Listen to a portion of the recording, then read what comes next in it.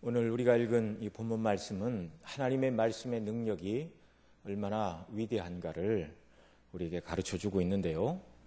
하나님의 말씀의 능력이 얼마나 위대한가, 얼마나 대단한가, 이것을 우리가 어떻게 알 수 있을까요?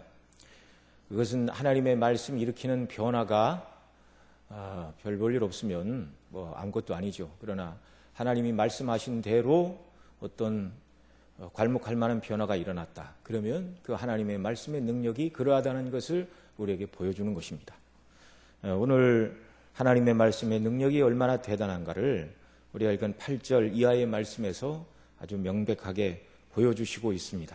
그래서 하나님의 모든 말씀들, 비와 눈이 하늘에서 내려 다시 그리러 가지 않고 토지를 적시어 싹이 나고 열매를 맺히게 하여 파종한 자에게 종자와 양식을 주는 것과 같이 내 말도 헛되이 내게로 돌아오지 아니하고 나의 명한 모든 것은 반드시 이루어진다. 이게 하나님의 말씀의 능력인 줄 믿으시기 바랍니다. 오늘 8절 이하에서 하나님의 말씀이 얼마나 능력 있는가를 설명하는 것을 우리가 본문을 따라가면서 한번 보겠습니다. 먼저 8절 9절 말씀 같이 읽습니다. 여호와의 말씀에 내 생각은 너희 생각과 다르며 내 길은 너희 길과 달라서 하늘이 땅보다 높음같이 내 길은 너희 길보다 높으며 내 생각은 너희 생각보다 높으니라. 아멘. 인간이 뭐라고 그래도 하나님의 생각과 길은 사람의 생각과 길보다 차원이 다르다, 이렇게 말씀하십니다.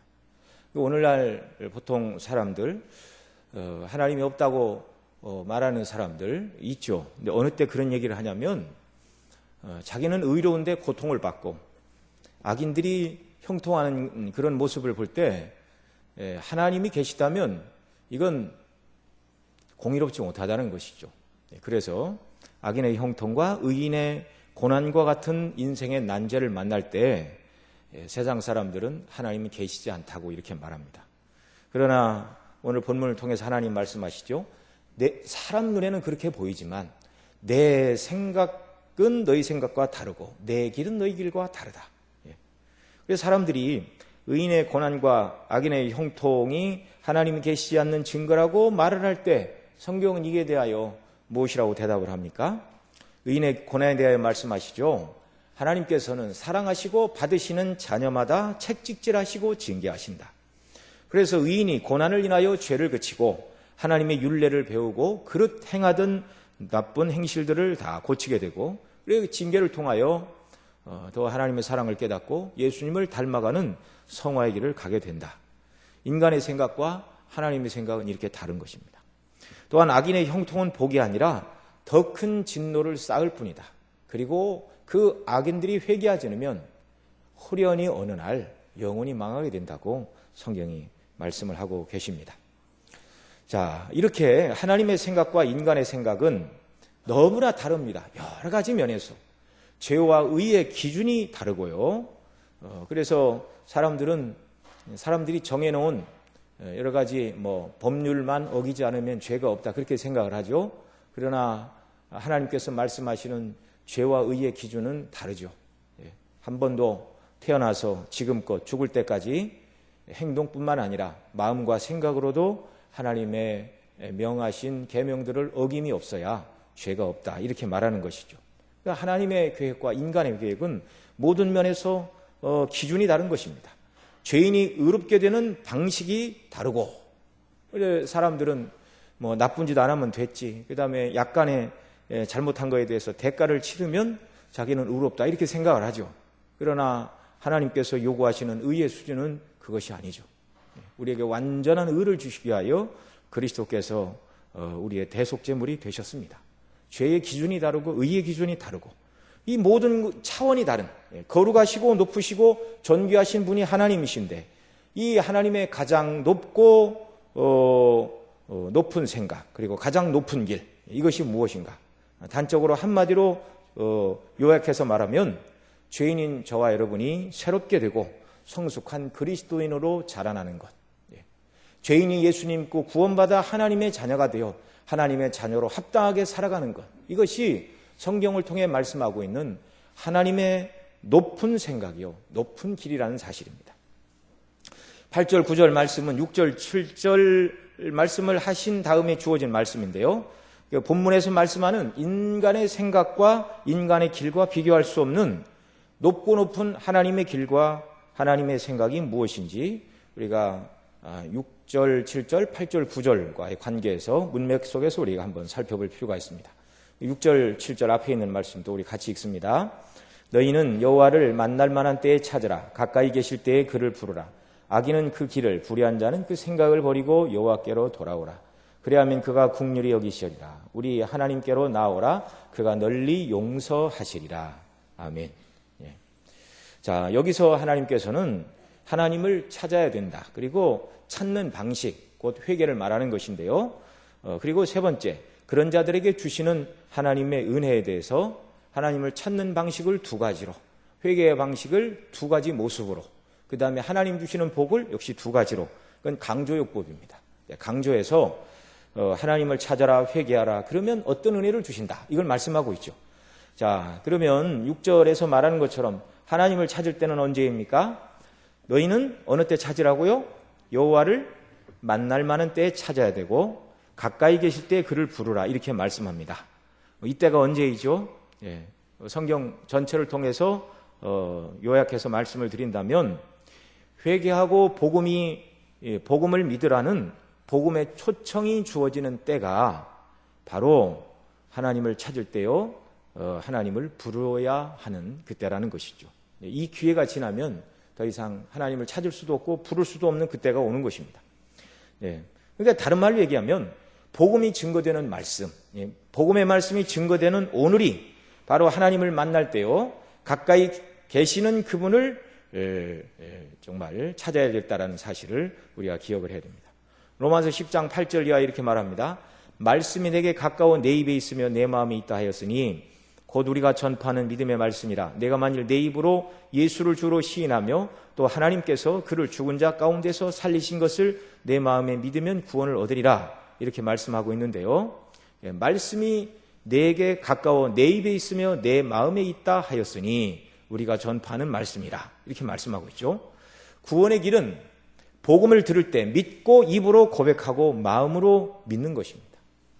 하나님의 은혜로운 초청, 회개하고 예수를 믿으라는 복음의 말씀이 증거되는 이때가 하나님을 만날 만한 때요, 정말 하나님 가까이 계시는 하나님을 찾아야 할 때라는 사실을 우리가 기억하기를 바랍니다.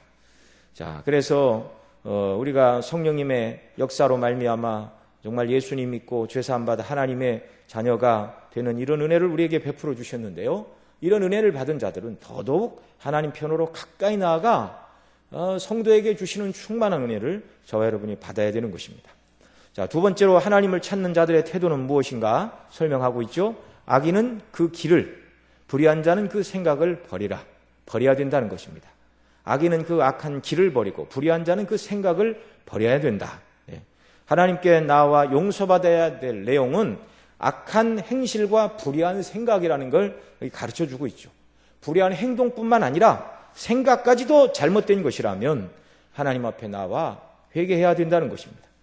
회개의 방식을 말씀하기를 버리라, 돌이키라, 이렇게 말씀하고 있죠. 악한 행실과 불의한 생각을 버리고, 그리고 이제는 죄로 향하였던 인생의 방향을 바꾸어 하나님께로 돌이키는 것입니다. 그것이 회개이죠. 그럴 때 하나님께서 죄사함의 은혜를 베풀어 주시고 또 자녀에게 주시는 은혜를 주십니다. 어떤 사람은 죄사함의 주관적인 체험을 이렇게 증거를 찾는 분들이 있습니다. 물론 그런 은혜를 받으면 더없이 감사한 일이죠. 그러나 죄 용서는 하나님께서 행하시는 것입니다. 우리가 그것을 무슨 하나님께서 그냥 귀에 대고 내 죄를 다 용서한다, 그런 말씀을 막 들으려고 애쓸 것이 아니고 악한 행실을 그치고 불의한 생각을 멈추고 그 다음에 죄를 아프게 뉘우치는 통회, 이 통회를 통하여 하나님께 나아가는 것, 이것이 하나님께로 돌이킨 회개의 객관적인 증거라는 것을 기억하시기 바랍니다. 회개의 증거는 내가 악한 행실을 버리고 불의한 생각을 버리는 것이 회개의 증거인데, 이런 성도의 심령 속에 하나님께서 기쁨과 평강을 주십니다. 이것이 하나님이 주시는 회개의 주관적인 증거라고 말씀을 드릴 수가 있습니다. 늘 하나님의 말씀에 순종함으로 말미암아 우리의 주시는 평강과 기쁨이 날마다 충만케 되는 귀한 은혜가 우리에게 넘쳐나기를 바랍니다. 세 번째로 이런 자들에게 주시는 은혜를 두 가지로 말씀하시는데 7절 하반절에 말하죠. 그리하면 이렇게 하면 그가 긍휼히 여기시리라. 우리 하나님께로 나오라. 그가 널리 용서하시리라. 긍휼은 잘 아시는 대로 죄인을 불쌍히 여기는 하나님의 마음이 긍휼입니다. 긍휼히 여기심으로 말미암아 죄를 용서하시되 널리 용서하신다. 모든 고백하는 죄와 허물을 하나님이 다 용서하신다. 이렇게 말씀하고 있습니다. 인생의 생각과 인생의 길은요, 죄 지은 사람은 그 지은 죄에 대한 합당한 벌을 받아야 된다. 이렇게 생각하는 것입니다. 그런데 하나님께서는 회개하라 촉구하시고 은혜 때 회개할 때 그래서 하나님께 나와 긍휼과 용서를 베풀어 주시니 이런 은혜를 받으라. 이렇게 말씀하고 있죠. 왜 이렇게 하나님은 죄인에게 긍휼과 사랑을 베풀어 주시죠? 그 다음 연결되는 8절에 있는 말씀처럼 하나님의 생각과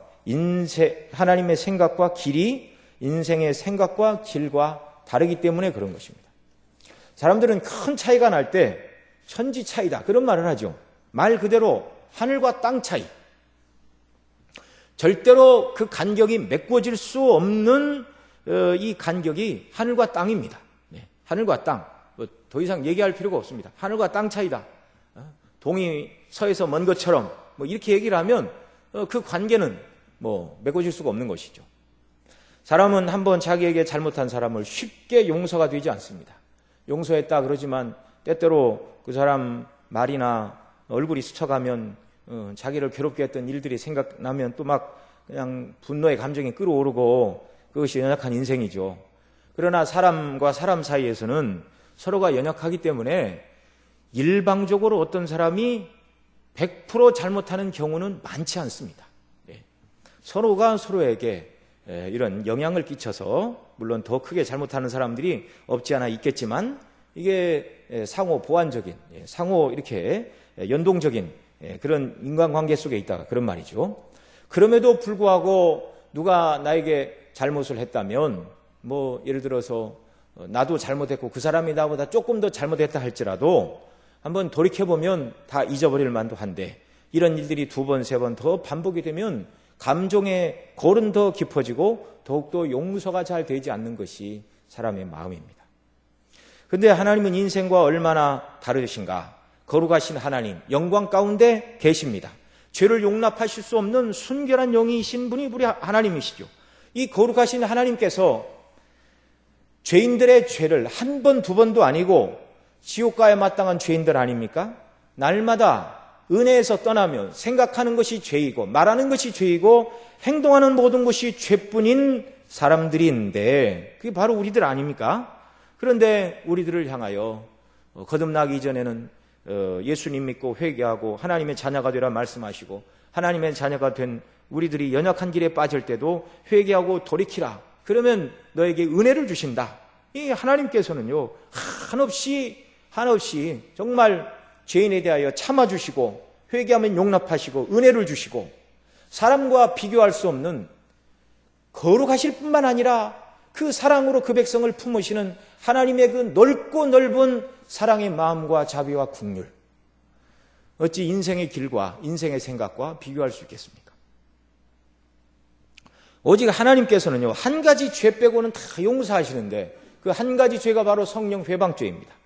곧 예수 그리스도를 통한 구속의 은혜를 적용하시는 성령님의 역사를 부인하는 이 죄 하나 빼고는 하나님이 회개하는 모든 죄에 대하여 그만 회개해라. 너의 모든 죄를 내가 용서할 만큼 다 용서해서 더 이상은 용서가 안 된다. 사람들은 그럴 수 있습니다. 그런데 하나님은요 한계가 없으십니다. 오직 예수님 믿기만 하면 죄사함의 은혜를 베풀어 주시고 자녀 삼아 주시고 지옥 가야 마땅한 자들에게 천국의 후사로 삼아 주시는 이런 은혜, 그리고 예수님 믿는 자들에게는 더 이상 그 모든 연약과 허물과 죄와 악함에도 불구하고 지옥 갈 형벌의 죄가 아닌 징계받아야 될 자녀들의 허물로 보십니다. 이것이 가능한 이유가 무엇이죠? 하나님의 생각과 길이 인생과 다르기 때문입니다. 하늘이 땅보다 높음 같지 하나님의 생각과 길이 사람과 하늘과 땅 차이란 말이죠. 하나님의 이 높은 생각은 우리 죄를 해결하시기 위해서 그 아들을 대신 우리의 죄값으로 내어주시고 우리가 받아야 될 모든 죄에 대한 형벌을 그 아들에게 다 쏟아 부으셨습니다. 그리고 그 아들을 믿는 자들을 의롭다 하시고 구원하여 자녀 삼으실 계획을 세우시고 오늘 본문에서는 이사야 선지자를 통하여 회개하고 그 하나님께 나오라 촉구하시고 오늘 우리에게는 예수 그리스도에게로 나오라고 말씀하고 계십니다. 이 구원의 방식이 사람의 생각으로 된 일도 아니고 사람이 생각할 수 있는 그런 방법, 사람의 생각이나 사람의 길이 아니란 말이죠. 이로 인해 저주 안에 놓인 모든 자들이 구원하시고 복이 되게 하시는 이 하나님의 높은 생각, 높은 길, 이거 정말 감사함으로 받아야 되는 것이죠. 자, 이 하나님의 높은 생각, 높은 길은 어떻게 적용되고 어떻게 이루어지는가? 그걸 이제 10절 이하에 말씀하고 계십니다. 우리 55장 10절 말씀 함께 읽습니다. 비와 눈이 하늘에서 내려서는 다시 그리로 가지 않고 토지를 적시어서 싹이 나게 하며 열매가 맺게 하며 파종하는 자에게 종자를 주며 먹는 자에게 양식을 줌과 같이. 잘 아시는 것처럼 하늘에서 눈과 비가 내려서 땅을 적시게 됩니다. 그래서 새봄이 찾아오게 되면 농부들은 땅에 씨앗을 뿌리고 이 심겨진 씨앗이 싹이 나고 줄기가 자라고 꽃이 피고 꽃이 피어 이제 열매가 맺히면 그리고 충분하게 햇빛과 수분을 공급받으면 결실하게 돼요. 뿌린 자에게 그 다음 해에 뿌릴 종자도 줄 뿐만 아니라 농부와 그리고 농부가 농사지은 곡식을 사 먹는 모든 자들에게 양식을 주는 것이 이것이 이제 농사의 원리인데요. 이것이 자연이 그렇게 되는 것이 아니고 이건 역시 하나님께서 이렇게 주관하시고 역사하신 결과입니다.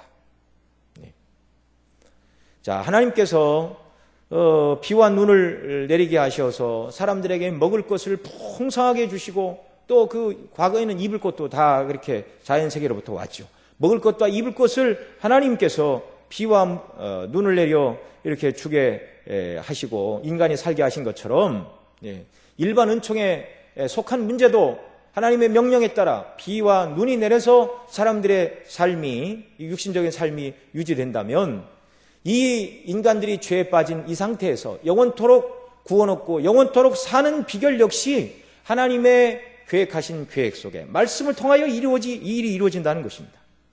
이와 같이 하나님의 말씀은 반드시 그 말씀을 믿고 따르고 적용하는 자에게 말씀이 이루어지고 응답이 되는 놀라운 능력이 바로 하나님의 말씀이라고 오늘 본문이 말하는 것이죠.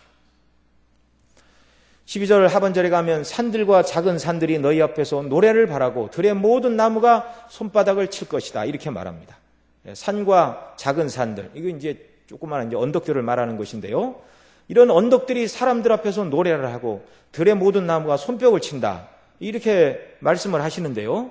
이것은 이제 하늘로부터 내린 비와 눈을 통하여 수분을 공급받은 산과 언덕의 나무와 풀들이 자라 바람이 불 때 윙윙거리는 소리를 내는 것이죠. 이것이 산과 언덕이 노래를 한다 이렇게 표현을 하고 있고 또 들의 모든 나무가 손바닥을 친다 말하는데요. 바람에 나무가지가 흔들리며 서로 부딪혀 춤추는 것을 이렇게 의인화시켜서 설명을 하고 있습니다. 그리고 이 13절에서는 우리 13절 말씀 같이 읽습니다. 잣나무는 가시나무를 대신하여 나며 화석류는 진려를 대신하여 날 것이라. 이것이 여호와의 명예가 되며 영영한 표징이 되어 끊어지지 아니하리라 하시니라. 아멘. 자, 여기 13절에서는 잣나무는 가시나무를 대신하여 나고 화석류는 진려를 대신하여 난다. 가시나무가 나던 곳에 잣나무가 나게 되고 진려 대신에 화석류가 자라게 될 것이다. 이것은 완전한 변화이죠. 잘 아시다시피 가시와 찔레는요 쓸모없는 것입니다. 사람을 찌르고 아프게 합니다. 그 옆에 다른 곡식이 자랄 수가 없습니다. 그늘에 가리고 찌르고 이렇게 해서 그래서 이 가시와 찔레는 과일나무도 아니고 농기구나 또 건축의 재료로도 쓰이지 못하는 것입니다. 무익한 것이죠. 그런데 이런 것들을 대신하여 하나님께서 잣나무와 화석류나무가 자라게 될 것이다 이렇게 말씀하죠.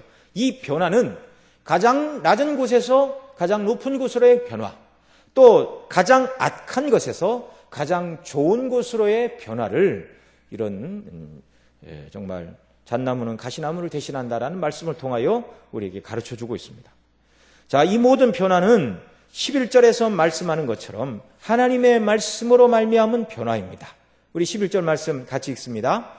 내 입에서 나가는 말도 헛되이 내게로 돌아오지 아니하고 나의 뜻을 이루며 나의 명하여 보낸 일에 형통하리라. 아멘. 자, 하나님의 입에서 나가는 모든 말씀, 이와 같다는 것이죠.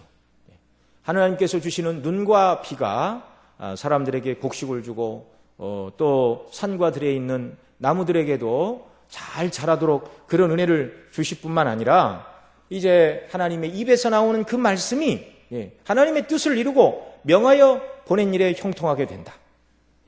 하나님께서 주시는 비와 눈으로 말미암아 사람들이 양식을 주셨는데 정말 놀라운 은혜가 영적으로 주어진다는 것이죠.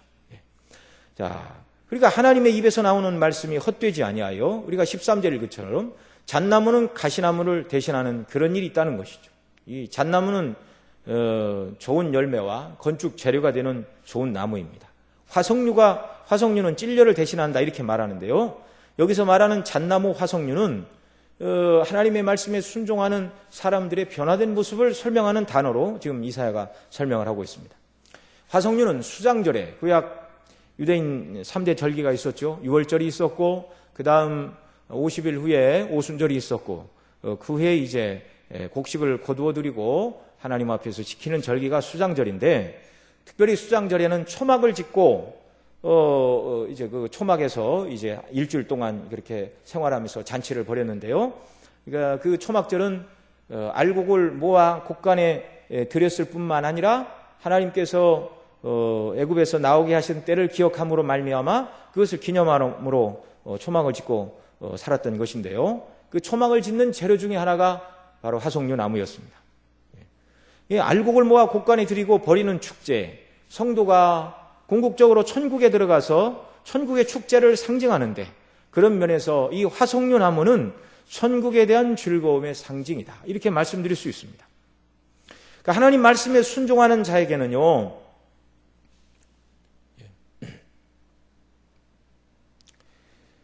하나님께서 비와 눈을 주심으로 말미암아 농부에게 종자뿐만 아니라 먹을 곡식을 풍성히 하나님께서 주시는데 그 하나님의 말씀에 순종하는 자에게는 가시나무와 찔레를 대신하는 복락을 주신다는 것입니다. 그 상징이 바로 잣나무와 화석류 나무입니다. 이런 놀라운 은혜를 하나님이 베풀어 주시죠. 그러나 순종하기 전에는 이런 복이 임하지 않는다는 것도 우리가 기억을 해야 됩니다. 우리 이사야 5장에 있는 말씀 한번 보겠는데요. 이사야 앞으로 가셔서 이사야 5장 1절로 6절 말씀 우리 함께 보겠습니다. 한 절씩 교독하십니다. 내가 나의 사랑하는 자를 위하여 노래하되 나의 사랑하는 자의 포도원을 노래하리라. 나의 사랑하는 자에게 포도원이 있으며 심히 기름진 사내로다.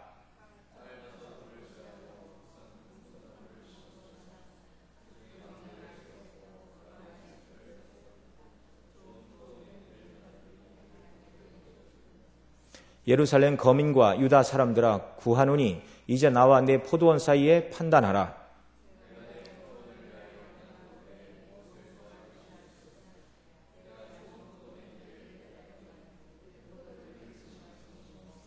이제 내가 내 포도원에 어떻게 행할 것을 너희에게 이르리라. 내가 그 울타리를 걷어 먹힘을 당하게 하며 그 담을 헐어 짓밟히게 할 것이요. 내가 그것으로 황무케 하리니 다시는 가지를 자름이나 북을 돋우지 못하며 진려와 형극이 날 것이며 내가 또 구름을 명하여 그 위에 비를 내리지 말라 하리라 하셨으니. 아멘. 예. 자, 여기 진려와 형극은 진려와 가시를 말하는 것이죠. 예. 이 포도나무는 이스라엘을 상징하는 것 아닙니까? 그런데 들포도를 맺히니까 악을 행하니까 결국은 담을 얻어 먹힘이 되게 할 것이고 결국은 포도나무를 대신하여 진레와 형극, 진레와 가시가 나게 될 것이다. 이 또 이사야 7장 23절에도 이렇게 말합니다. 그날에 은 1000그루에 은 1000개 가치가 있는 포도나무가 있던 곳마다 진레와 가시가 날 것이라. 성경에서 진레와 가시는 말씀에 순종하지 않는 땅에 임하는 하나님의 징계와 심판, 이것이 징계의 책직이 바로 가시와 진레라고 설명을 하고 있습니다. 자, 그런 땅에 하나님의 축복의 상징인 잣나무와 화석류 나무가 날 것이라고 오늘 본문은 말씀하고 있습니다. 바로 하나님의 말씀으로 인한 변화를 이렇게 설명을 해 주시고 있는 것이죠. 우리가 6절로 7절에서 살펴본 것처럼 하나님께 회개하고 악을 행하는 자마다 정말 바로 회개를 촉구하고 은혜를 주신다 말하는 그때, 만날 만한 때에 하나님을 찾고 가까이 계실 때 그를 부르라. 그 다음에 악한 생각을 버리고 하나님께로 돌아오라. 그러면 긍휼히 여기시고 널리 용서하시는데, 왜 그렇게 하시는가? 인생과 다르게 하나님은 정말 인자와 긍휼이 한이 없으시고 그리스도 안에서 죄인을 구원하시기를 기뻐하시는 그 하나님이시라, 이렇게 말하고 있습니다. 그러면서 하나님의 생각과 하나님의 길은 다른데 얼마나 높고 다른가? 인간과 차원이 다른데 하나님의 말씀에 순종하면 하나님의 말씀을 통하여 눈과 비가 내려 곡식 뿌리는 자에게 곡식과 종자를 더하여 주시는 것처럼 이 하나님의 말씀에 순종하여 회개하고 은혜를 구하는 자들에게는 하나님께서는 가시나무가 자라던 곳에 잣나무가 나게 하시고 또 진려가 나던 그곳에 화석류나무가 자라게 되는 이런 은혜와 복을 주신다. 곧 말씀에 순종하는 저와 여러분에게 약속하시고 있는 복락이라는 것입니다. 또 12절 앞부분에 보면 너희는 기쁨으로 나아가며 평안히 인도함을 받을 것이요, 이렇게 말씀하는데요. 여기 기쁨으로 나아가며 라는 이 표현은 이스라엘의 출애굽 때를 묘사하던 그런 표현입니다. 그들이 애굽에서 기쁨으로 나왔습니다. 평안히 인도함을 받는다는 말도 광야에서 낮에는 구름 기둥으로 밤에는 불 기둥으로 그 백성을 인도하시던 하나님의 평안한 보호를 생각하게 하는 그런 표현입니다. 포로로 끌려간 이스라엘이 하나님의 말씀대로 포로에서 돌아올 때가 있을 것임을 말씀하죠. 궁극적으로 이것은 그리스도 안에서 죄인들이 예수님 믿고 죄를 회개하게 될 때 진정한 의미의 출애굽, 진정한 의미의 구원, 죄인들이 구원받아 하나님의 자녀가 되는 놀라운 은혜를 주신다. 또 하나님의 자녀가 된 자들이 말씀에 순종하게 될 때 하나님의 말할 수 없는 평안과 위로와 또 말씀을 통하여 주시는 복락이 우리에게 있게 될 것을 보여주는 말씀이죠. 하나님의 입에서 나가는 말씀, 곧 그리스도를 통한 구원의 복음, 이 복음은 절대로 헛되이 하나님께로 다시 돌아오지 않는다. 나의 뜻을 이루며 나의 보낸 일에 형통하게 될 것이다 말씀하고 계십니다. 이 말씀대로 하나님께서 말씀하신 복음을 통하여 죄인이 구원을 받습니다. 베드로 사도는 이렇게 말하죠. 너희가 거듭난 것이 썩어질 씨로 된 것이 아니요 썩지 아니할 씨로 된 것이니 하나님의 살아있고 항상 있는 말씀으로 되었느니라. 복음의 말씀이 죄인의 심령에 뿌려지고 성령께서 적용하실 때 정말 죽은 자가 살아나는 놀라운 은혜, 완전한 변화가 일어나게 되는 것이죠. 이미 믿는 성도들 심령에도 하나님의 말씀이 증거되고 광포될 때 그 말씀에 순종하고 믿음으로 받아들이는 자들에게 하나님의 말씀을 적용했더니 아무런 변화도 일어나지 않더라. 그런 일은 없다는 것입니다. 어떻게 전지전능한 창조의 하나님의 말씀대로 순종했는데 아무런 변화가 안 일어날 수가 있습니까? 그렇다면 그게 기적이죠. 주님은 씨 뿌리는 비유에서 말씀이 좋은 밭에 떨어지면 30배, 60배, 100배의 결실을 맺는다고 하셨는데 우리가 늘 그리스도, 우리 주 예수의 복음의 말씀을 듣고 배우고 묵상하고 그 말씀에 순종하여 살아갈 때 오늘 본문 11절 하반절에 말씀하는 것처럼 나의 뜻을 이루며 하나님의 뜻을 이루며 나의 명하여 보낸 일에 형통하게 하리라 말씀하신 것처럼 하나님의 입에서 나오는 말씀, 곧 복음의 말씀에 진실로 감사함으로 순종하는 모든 하나님의 자녀들은 과거 불순종할 때 영적으로 찔레요 가시와 같았던 자들이라면 이제는 하나님 보시기에 잣나무와 화석류 나무와 같은 복을 받은 자요 쓸모있는 자들임을 믿으시기 바랍니다. 하나님의 말씀 안에 거하고 순종할 때 이러한 영적인 변화가 일어나고 이러한 모습으로도 성장하게 되는 은혜를 주신다는 말씀이죠. 과거에 우리가 그리스도 밖에서는 가시와 찔레처럼 다른 사람을 찌르고 상처를 주고 뭐가 나 있었다면, 이제 예수님 믿는 우리들은 말씀에 순종할 때 겸손하고 온유하신 예수님을 닮아 모든 사람을 품어줄 수 있고 잣나무와 화석류 나무와 같이 좋은 제목이 되고 기쁨의 제목이 되는 이런 사람들로 하나님께서 변화시켜 주실 줄로 믿습니다. 우리 성도님들 개개인이 이 복음의 말씀에 거할 때 정말 우리 성도님들의 신앙 인격이 하나님 보실 때 아름다운 사람들로, 또 이런 말씀대로 사랑하는 우리의 가정들에서 자라나는 자녀들이 하나님 보실 때 잣나무와 화석류와 같은 세대로 자라나 주의 이름을 높이며 영광을 돌리게 될 것입니다. 이런 성도들이 모여 함께 예배드리는 우리 교회가 더욱더 하나님의 나라를 힘있게 건설하는 귀한 제목이 되는 잣나무와 같은 그런 교회로, 하나님의 기쁨이요 즐거움이 되는 그런 화석류와 같은 나무의 모습으로 주님 앞에 쓰임받는 이런 은혜를 주시기를 바랍니다. 우리 모두 하나님의 말씀, 곧 우리 구주 예수 그리스도의 복음의 은혜와 영광 가운데 거하여 우리 개개인이, 또 우리 가정이, 또 우리 교회가 이런 놀라운 변화가 일어나는 귀한 역사가 있기를 바랍니다. 불순종함으로 말미암아 가시와 찔려 때문에 고통하고 징계 때문에 울며 고통하는 자들이 아니라 예수님 안에서 우리를 사랑하신 그 놀라운 구속의 은혜에 늘 감사하고 그 은혜에 마땅하게 주님을 사랑하고 말씀에 순종함으로 말미암아 우리에게 말씀하시는 이런 영적인 복락과 변화가 늘 충만하여, 그래서 누가 우리를 보든지 간에 정말 예수님만 믿는 사람으로서 정말 세상의 복이 아니라 하나님께서 주시기를 원하시는 은혜와 복이 저 성도님 위에, 저 중심교회 출석하는 우리 권사님, 장로님, 집사님들 위에 넘쳐난다는 것을 세상 사람들이 보고, 우리 주변 사람들이 보고 하나님께 영광을 돌리고 우리가 또한 주의 이름을 높이는 이런 역사가 넘쳐나기를 바랍니다. 우리 13절 말씀 같이 읽습니다.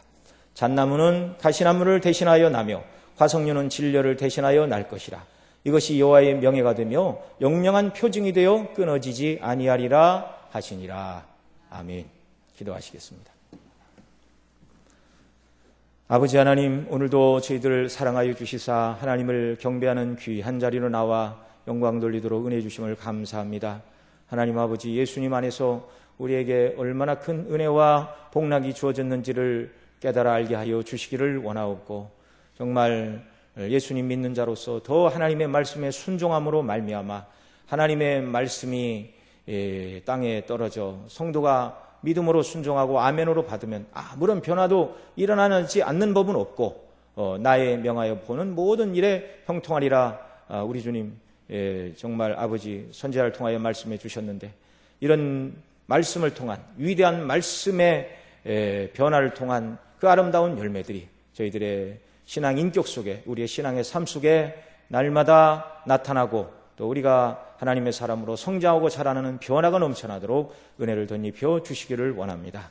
우리 힘으로 되는 일이 아니기에 하나님의 도우심을 구합니다. 진리의 성령께서 늘 하나님의 말씀이 생각나게 하시고 이 말씀에 순종하는 힘과 은혜와 능력을 덧입혀 주시고 주님이 기뻐하시는 사람들로 온전히 자라나고 변화되는 복의 복을 더하여 주옵소서. 우리 구주 예수님의 이름으로 기도드리옵나이다.